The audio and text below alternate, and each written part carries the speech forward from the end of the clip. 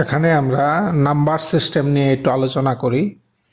Number system আমাদের মোটামুটি class 6 থেকে একেবারে কলেজ লেভেল ইভেন তারপরেও কাজে লাগে, কিন্তু ছাত্রছাত্রীদের অনেকেরই নাম্বার সিস্টেম নিয়ে মানে ভালো আইডিয়া নেই। তো এই জন্য আমরা জাস্ট সংক্ষেপে নাম্বার সিস্টেমটা একটু দেখে নিই এই ভিডিওতে। তো প্রথমেই আমরা দেখি ন্যাচারাল নাম্বারস কোনগুলো।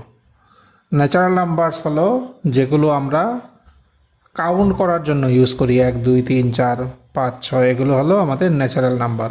এই যে স্ক্রিনে প্রিন্ট হচ্ছে এগুলো সব হলো ন্যাচারাল নাম্বার, 7 8 এভাবে চলতেই থাকবে। তো ন্যাচারাল নাম্বার হলো। এরপরে আমরা দেখি হোল নাম্বার কোনগুলো। হোল নাম্বার হলো ন্যাচারাল নাম্বারগুলোর সাথে যদি জিরো সঙ্গে নিয়ে নিই তাহলে যেগুলো নাম্বারগুলো পাবো এগুলো হলো হোল নাম্বার। স্ক্রিনে যেগুলো প্রিন্ট হচ্ছে এগুলো সব হোল নাম্বার, এভাবে চলতেই থাকলো। নেক্সট আমরা দেখি কোনগুলো ইন্টিজার্স। ইন্টিজার্স হলো এই যে স্ক্রিনে দেখো প্রিন্ট হচ্ছে যেগুলো 0 +1 -1 +2 -2 +3 -3 ভাবে চলতেই থাকবে, এগুলো সব হলো আমাদের ইন্টিজার্স। আচ্ছা, নেক্সট দেখি আমরা রেশনাল নাম্বার। এই রেশনাল নাম্বারে কিন্তু অনেক স্টুডেন্টের কনসেপশনে অনেক গণ্ডগোল থাকে। আমরা রেশনাল নাম্বারটা ভালো করে দেখি। রেশনাল নাম্বারের মোটামুটি 3টা কন্ডিশন আছে। যে নাম্বারটা p/q ফর্মে হতে হবে, নিচে যেটা আছে সেটা 0 হতে পারবে না, কিউটা 0 হতে পারবে না, আর এই পি আর কিউ দুটোই ইন্টিজার হতে হবে। এই 3টা কন্ডিশন যদি স্যাটিসফাই হয় তাহলে এই নাম্বারটাকে আমরা বলবো রেশনাল নাম্বার। কয়েকটা এক্সাম্পল দেখে নেই। যেমন 5 রেশনাল নাম্বার হবে কি, 5কে আমরা লিখতে পারি 5/1। এবার 5 and 1 দুটোই হলো ইন্টিজার, কাজেই এটা রেশনাল নাম্বার। -7 কীভাবে লিখতে পারি, দুটোই উপরে নিচে দুটোই ইন্টিজার, কাজেই এটাও রেশনাল নাম্বার। 7/2 তো উপরে নিচে দুটোই ইন্টিজার, কাজেই এটা রেশনাল নাম্বার।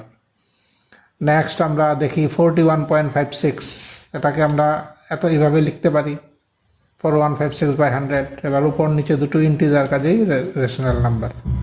নেক্সট আমরা দেখি 0কে আমরা লিখতে পারি 0/1 বা 0/5, যা কিছু, কাজেই উপর নিচে ইন্টিজার যেহেতু, কাজেই এটাও আমাদের রেশনাল নাম্বার।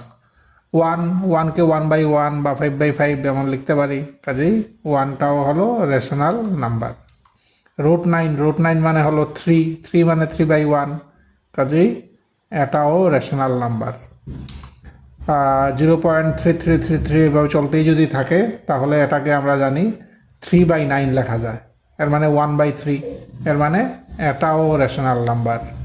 যদি এইভাবে হয় 0.121212 এভাবে চলতে থাকলো, এটাকে আমরা জানি এইভাবে লেখা যায় 12/99, কাজেই এটাও রেশনাল নাম্বার। কাজেই এখানে যতগুলো নাম্বার আমরা ডিসকাস করলাম সবগুলো হলো রেশনাল নাম্বার। এবার এই নাম্বারটা একটু দেখি। এই নাম্বারটা কি করা যায়, √3 থেকে আমরা যদিও এভাবে লিখতে পারবো √3/1, কিন্তু দেখো এই যে উপরে যেটা আছে √3, এটা কিন্তু ইন্টিজার না, এটা ইন্টিজার না, কাজেই √3কে আমরা রেশনাল নাম্বার বলতে পারছি না। সিমিলারলি √5, √7, √11 এগুলো কিন্তু কোনোটাই রেশনাল নাম্বার না।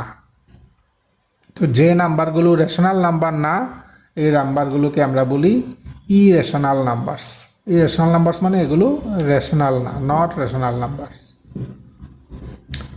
তো আমরা নাম্বার সিস্টেম, অনেকগুলো নাম্বার সিস্টেম ডিসকাস করে ফেললাম, প্রায় শেষের দিকে চলে এসেছি। এবার দেখি রিয়েল নাম্বারস। রিয়েল নাম্বারস মানে হলো সব রেশনাল নাম্বার আর সব ইরেশনাল নাম্বার একসাথে নিলে এটাই হবে রিয়েল নাম্বারস। এই মোটামুটি নাম্বার সিস্টেম যেগুলো আমাদের জানা উচিত ফ্রম ক্লাস 6 অনওয়ার্ডস। আর এই নাম্বার সিস্টেমগুলোর মধ্যে দেখো একেবারে সবার উপরে আছে হলো রিয়েল নাম্বার।